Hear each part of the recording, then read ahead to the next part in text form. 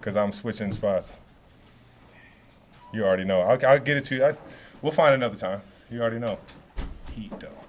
It's heat to the ceiling. What's going on, guys? Travis, going through another training camp and everything. I mean, last year, late in the year, we're asking you about potential retirement. I just wondered what you felt going through training camp and just your energy being back. I'm excited, man. I'm excited. Get to play another year of football. Fresh slate. Get to kind of prove to ourselves and Chiefs Kingdom that we're one of the top dogs. We can play at a high level, man. It's exciting. Next season, how do you feel?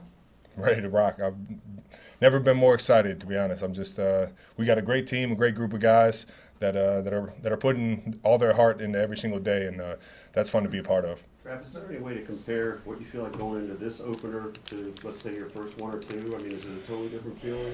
Completely different, yeah. You're just more comfortable, more aware of kind of the system, the routines, so you feel like you get just that much more of a heads up, or you're kind of like more advanced in terms of understanding scheme and things like that, and just how you're supposed to attack your opponent. How about just dealing with adrenaline and things like that? I mean, I assume you're much better equipped now. I love it. I love it. I've always enjoyed playing in the biggest moments with the most on the line, and what better way to go start off the season than the Baltimore Ravens, man. I've been here before, my days playing. You're in this inflection point where you can start to feel it. You can start seeing the end. Last year you got off to a slow start because you was dealing with some things. Mm-hmm. What's the difference between this time around and right around this time last year? How are you feeling mentally and physically? Physically I feel just as good, if not more ready than I have been in years past. Just because you get more comfortable with your body, you learn things from the mistakes you made in years past and things like that. And you just constantly keep getting better and keep getting more aware of where your body's at. So. Around this time in my career, like I picked up like dry needling, or I may have changed my nutrition up a little bit. Is there one thing in particular that you leaned into this offseason that's going to get you the next 2, 3, 4 years of playing ball? We'll see what challenges occurred throughout the season. I think I've caught a good routine and a good groove of making sure that I'm at peak athletic ability to go out there and perform every single week. And you just never know, the nicks and the bumps and bruises that you get throughout the season. You might have to pick up something new along the way. Travis, is there something about this year's group of receivers that stands out that maybe sets it apart from last year or any other recent group? I would say, I've loved the receiver group that we've always had. Obviously, we got hit with kind of a stereotype that we couldn't catch the ball on big downs and things like that. But this year, I think, in terms of confidence and where we're different from years past, it seems like the group is more tight-knit. Everybody's playing off of each other a little bit more. There's more of a discussion in the room. And I'm just excited that the type of athletes that we got and the type of quarterback that we have, that we can put it all together.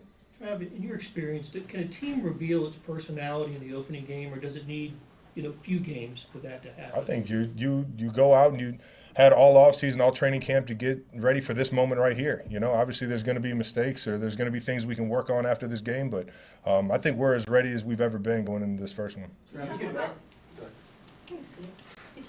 about feeling physically great. I'm curious if the coaches have talked to you for week one, at least, in terms of managing your snap count. No, and I probably wouldn't listen to them if they did. Thinking back specifically to this game last year, you had to miss. Just as you think back to that, and the fact that how grateful are you that you're actually available and you had a nice training camp and everything kind of went that way? I'm forever fortunate to be able to play as many games as I've played already in this league. And that's why I really enjoy going out there every single day, even if it's just a practice, to really work on my craft, because I know not everybody gets that same fortune in their career.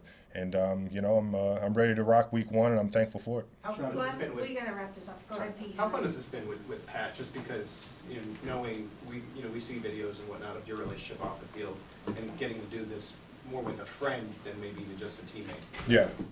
I mean, Pat he's a brother, man.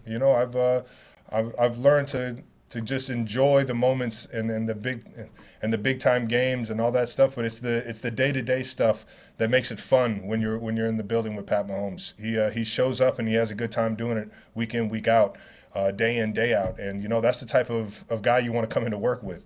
And outside of that, it's just fun building those relationships throughout the building. Obviously, Pat is the one you guys see for the most part, but I mean, there's a bunch of guys and women in this building that I hold dear to.